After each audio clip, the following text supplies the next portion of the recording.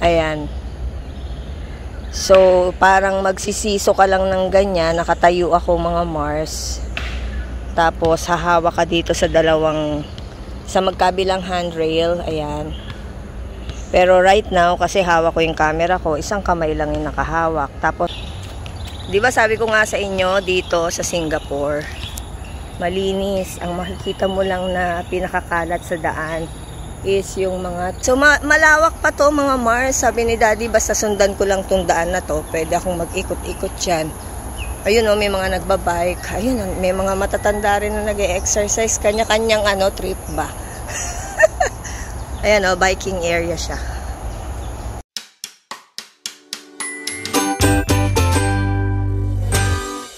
Hello mga Mars. Ayan, napansin nyo ba yung boses ko? Inamalat ako ng bonggang-bongga. So, ito yung aking second day dito sa Singapore. Andito ako ngayon sa parang playground na parang, siya, actually, basketball court siya, pero meron ding mga hindi ko masabi kung playground to. Basta, basketball court siya na pwede kang mag-exercise. Ayan, pakita ko sa inyo. Actually, kasama ko si Daddy Les. Naglalaro siya ng basketball doon sa kabila. Ako naman, nakasakay ako dito sa parang siso siya. Kaya medyo nahihirapan akong mag-video kasi nagbabalancing ako ng paa ko. Ganito siya mga Mars. Ayan. So, parang magsisiso ka lang ng ganyan. Nakatayo ako mga Mars. Tapos, hahawak ka dito sa sa magkabilang handrail. Ayan. Pero right now, kasi hawak ko yung camera ko, isang kamay lang yung nakahawak. Tapos, nagbabalancing ako. Ang sarap, nakaka-relax. Kaya lang medyo dahan-dahan ako kasi nga isang kamay lang yung gamit ko. Ayan si Daddy Les. Kanina, umikot kami dito. Nag-walking kami. Ayun, ang daming mga senior na nagdadatingan na. Nagpapapawis. Ayun si Daddy Les. Tapos yung unit na tinitira nila, yun nandun lang sa may bandang, kung nakikita ninyo yung kulay brown na mga brown and cream combination ng building, ayan, yan, dyan yung unit nila. Ang oras mga Mars, 8:00 ng umaga. Sa totoo lang, kagabi, nilalagnat ako mga Mars dahil namamaga yung lalamunan ko. Hindi nga ako makainom ng kape. Do 2 balot yung biniling kape sa akin ni Daddy Les. Coffee lover. Hindi ko naman mainom ngayon. Nagtsaa ako kanina bago kami pumunta dito sa basketball court. So, mamayang tanghali, may pasok si Daddy Les. Kaya, dun lang ako sa kwarto. Pero, pag sinipag ako, tignan ko kung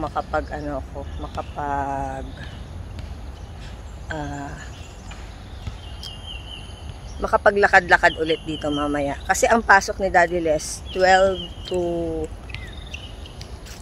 9 p.m. or 1 to 9 p.m. Basta tanghali yung alis niya mamaya. Ay si Daddy.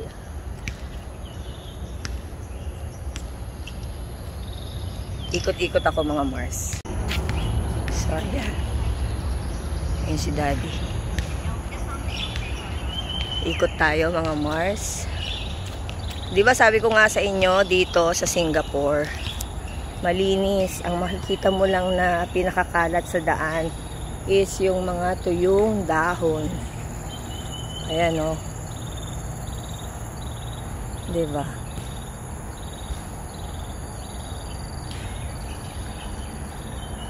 Tahimik. Walang marites. Ayan.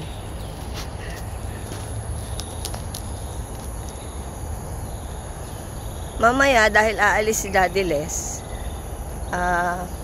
bagay tanghali naman ang pasok niya. Magla-lunch kami mamaya. Ang ulam namin, pindang. May dala kaming pindang galing ng Candaba. Actually, luto na yon, so iinitin na lang namin mamaya sa microwave. O, diba? Naglalakad ako, pinapawisan ako. Pawis na ang lola nyo. Actually, mga Mars, ang konti lang ng dala kong damit. Parang 3 lang yata yung pambahay kong dala. Kasi nga, bali isang luggage lang yung dala namin eh. Yung kay daddy lang. Tapos ako, isang hand carry, tsaka yung backpack ko. Doon sa hand carry ko, nakalagay doon yung mga, yung Crocs na sinelas ko or yung sandals. Siyempre, mabigat yun, di ba? Tapos, isang formal shoes, tsaka isang, yung sinelas na pambahay. Tsaka yung mga underwear ko, doon ko nilagay sa hand carry. Tapos dun sa luggage bag naman ni daddy, nandun yung mga dala-dala namin, tsaka yung ibang, yung mga damit ko, yun. So ito na ang kaganapan dito mga Mars.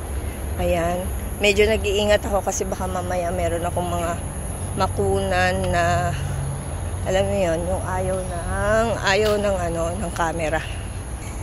Ako kung nandito si Liam at makita yung mga ibon na yan, matutuwa yun. So, malawak pa to mga Mars. Sabi ni daddy, basta sundan ko lang tong daan na to. Pwede akong mag-ikot-ikot dyan. Ayun o, may mga nagbabike. Ayun, may mga matatanda rin na nag-e-exercise. Kanya-kanyang trip ba? Ayan o, biking area siya. Ayan o. So, mamaya pag sinipag ako, tignan ko kung makapag-live ako sa YouTube channel ko. So, huwag kayong mawawala mga Mars at marami tayong mga pasabog na lugar na pupuntahan. Pasabog talaga. Susulitin ko yung bakasyon ko mga Mars. Basta mamamasyal tayo. Huwag kayong mawawala sa mga sa mga upload ko. Sa tinagal-tagal ng panahon, ngayon lang ako nakapasyal. As in, pasyal ng malala, mga Mars. So, very thankful ako kay daddy. Ayan ang ganda ng puno, diba? Lalo kahapon, nung pumunta kami dun sa, Tiong Baro ba yun? Basta, ang tataas ng mga puno, ang gaganda. Alam mo yung parang mga dinrowing lang. Ayan mga ibon, Naku, kung nandito si Liam, baka hulihin niya pa yan. Ayan oh yes. Wow. Ang cute.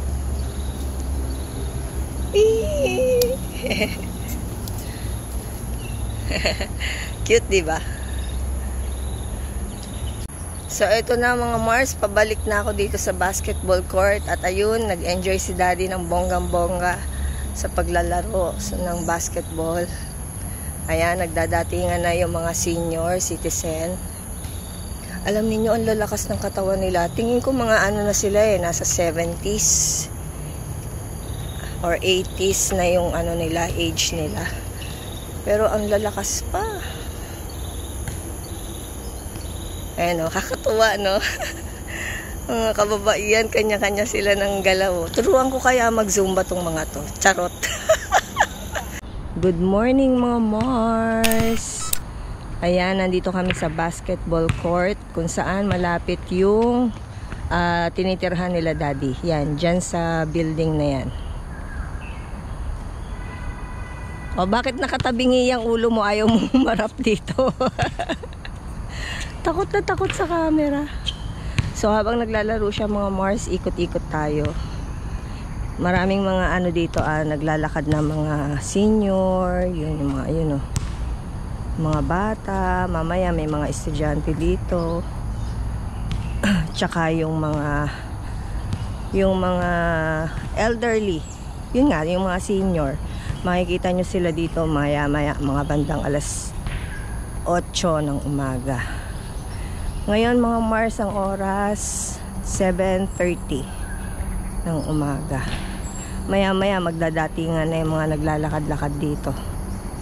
Ayan, napakatahimik dito mga Mars. Ayan. Ang kagandahan, nandito lang sa baba, yung itong ano na to, itong basketball court na to, itong pinaka-part na to. Kaya, every morning, kung wala namang pasok si Daddy Les ng umaga, nakakapag papawis kami dito sa area na to. So ayan, ang ganda ng view mga Mars. Ang daming puno, malinis, walang kalat, walang marites. Diba? Today is April 17? April 16. Oo, April 16. Kaya ano ngayon, Miyerkules Santo. Miyerkules Santo mga Mars. Panahon ng pagtitika, pagninilay-nilay. Yan o. Marami kaming papasyalan ni Daddy Les. Kaya lang sa ngayon kasi may pasok kasi siya. So pag wala siyang pasok, syempre ako nasa bahay lang. Kahapon sana, bali yung pinaka second day ko, mag-iikot sana ako. Kaso mo biglang umulan. Kaninang madaling araw nga umulan, kaya yan medyo basa yung semento. Ayan ang mga senior mga naglalakad-lakad na sila. So ayan, pwede tayong umikot dito, pwede rin dun sa kabila. Ayan, meron ding mga nagbabike mga Mars. Aarkila ka ng bike. Sabi nga ni Daddy Les, pwede daw akong umarkila ng bike dito kaming dalawa. Bike kami. Ayan, ang ganda ng view mga Mars. Tignan nyo naman. Diba? Ang lakas maka-forest ng Dateng. Diba? Oh, look at that. Ang ganda ng puno. Tabi-tabi po.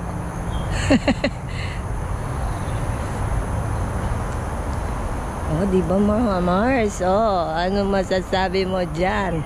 Patikim pa lang yan dito sa Singapore. Oh, ha? Ang ganda niyan. Actually, naikot namin yan kahapon. So, ganyan ang makikita ninyo. Napapaligiran siya ng mga buildings. Iba-ibang number. Yung sa amin, 107. Ayan, ganyan. Diba? Dito talaga yung makikita mong napakaraming building, pero napakarami ring puno. Nagtataas ang mga puno. Ayan.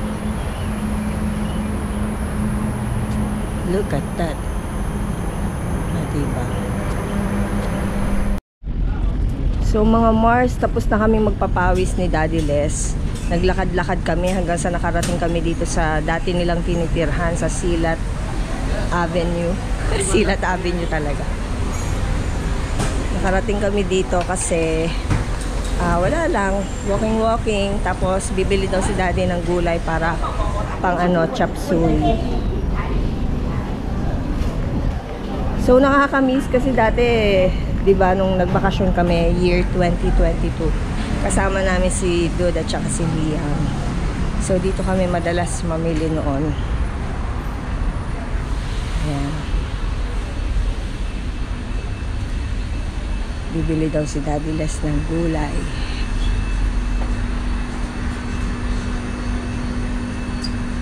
Mukha namang walang gulay dito, di. Off ko muna mga Mars, baka bawal. So ayan na si Daddy, nagbabayad na siya ng aming pinamili. Hindi ako nag-vlog sa loob at baka ako napagalitan mga Mars.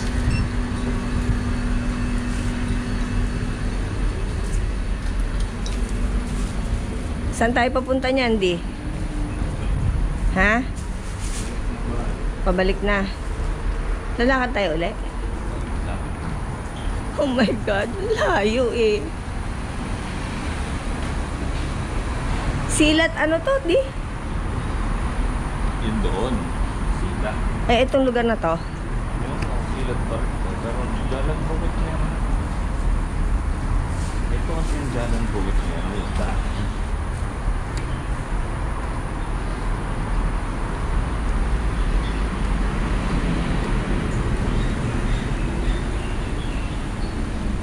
May insenso.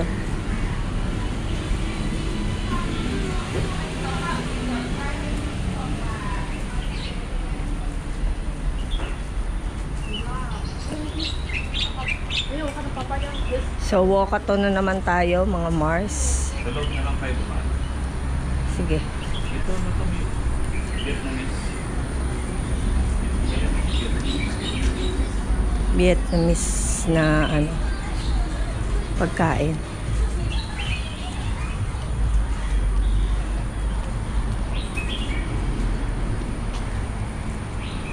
Pwede tayo dito. Sa loob na lang tayo, yung walang araw, di mainit na, alas 9 na. Sa lubong yung ano eh. Yung, Kaso, ano oras na wala. ah, May labing. oo.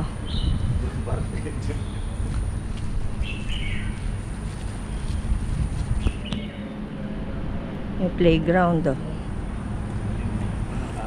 Jalan Bukit Mera pa rin pala ito. 143 na siya. So, tama nga. Lakad-lakad. 107 tayo, di ba, di? Imagine, nasa 143 tayo ngayon. 150. Kaya imagine ninyo, mga Mars, malayo-layo yun. 107 yung ating babaybayin. Nasa 143 lang tayo ngayon ng Jalan Bukit Mera. O, di ba? Walang puknat na lakaran, mga Mars. Hindi na ito nakakalatina. Hindi na nakakalatina. Kakalakad. Haggardness overload, mga Mars. Pero at least na-exercise tayo ng kakalakad. Kaya lang hindi ko kaya yung sobrang lakad ng napakatagal, di. Mabibigla ako.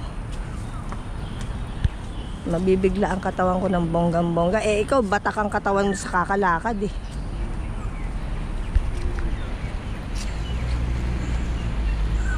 Okay, so ito na. Nasa 144 tayo. Bakit kanina 143, ngayon 144? Basta ang ating destinasyon ay papunta tayo sa 107. Jalan Bukit Mera. Ang nabili nga pala ni Daddy ay oo nga, no. Di yung nabili mo buldak, yung overload cheese flavor, quattro cheese flavor ng buldak. Yun yung bago namin favorite na buldak kasi ang sarap. Mga tinatapon lang daw. Yun, tsaka bumili kami ng pang chop suey ni Daddy Les at tsaka tasty bread. Ano pa yung binili mo, di? Yung ano, pugo. Yung pinakasahog ng chop suey daw niya, pugo. So, yun. Ayan, medyo malapit na tayo, mga Mars. Nasa Jalan Bukit Mera 137 na tayo. Kung nakikita ninyo yung green na paskil na yon. Ayan. Ha?